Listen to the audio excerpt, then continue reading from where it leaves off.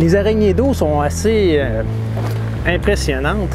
Si vous cherchez sur Internet, vous allez trouver des descriptions de sa morsure, telle morsure comparable à la piqûre d'une abeille, morsure douloureuse, ainsi de suite. Mais qu'est-ce qu'il y en est vraiment? Ici, à Folle Bestiole, on aime les faits. Et donc, pour vous, on a vérifié la morsure de l'araignée d'eau.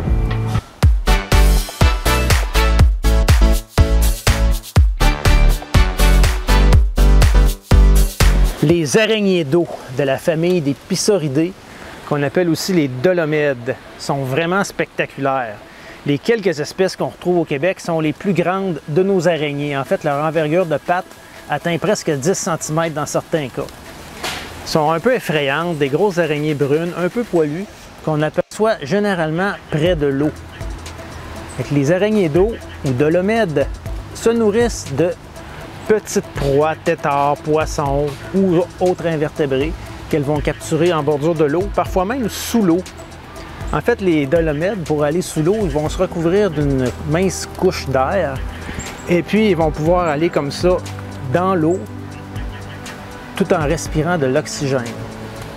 Au niveau du comportement, les femelles araignées d'eau sont vraiment intéressantes parce qu'elles vont transporter leur sac d'œufs sous leur corps et elles vont le tenir avec leur chélicère, c'est-à-dire les deux crocs qu'elles ont. Elles vont le transporter jusqu'à ce qu'il soit prêt à éclore. Et juste avant l'éclosion, elles vont tisser une toile dans laquelle les jeunes vont naître. Ils vont donc sortir du sac d'œufs et rester dans la toile quelques jours à l'abri des prédateurs. Ensuite, la mère va les laisser aller faire leur vie d'araignon ou de bébé araignée.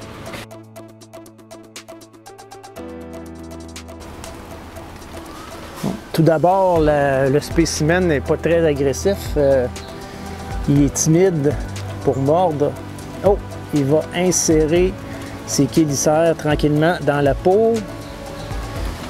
On sent les pics, mais c'est pas vraiment douloureux. Je crois pas qu'il injecte de venin, là, parce que les araignées, comme vous le savez, ont des venins pour paralyser leur proie, mais les araignées qu'on a au Québec, pour la plupart, le venin est vraiment pas fort. Puis on le sent pas ou très peu. Donc je vais réessayer la morsure. Je vais l'enlever. Un deuxième coup. Et là, oh, là, elle mord un petit peu plus profondément. Ah, on sent les crocs, les chélicères. Ben, ça pique un peu, mais ça fait pas vraiment mal. Peut-être que les gens qui ont peur amplifient le sentiment de douleur, mais ça ne peut pas dire que ça fait vraiment mal. Là, pour l'enlever, c'est un problème, elle est prise là. Donc, finalement, en conclusion, la morsure de l'araignée d'eau ou de dolomède n'est pas très douloureuse. C'est une araignée qui est impressionnante et je peux vous dire que j'ai essayé à quelques reprises de me faire mordre.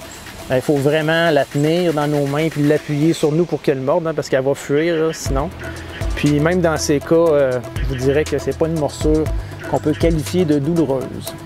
Donc j'espère que cette vidéo vous a aidé à mieux comprendre les araignées d'eau et peut-être en avoir un peu moins peur.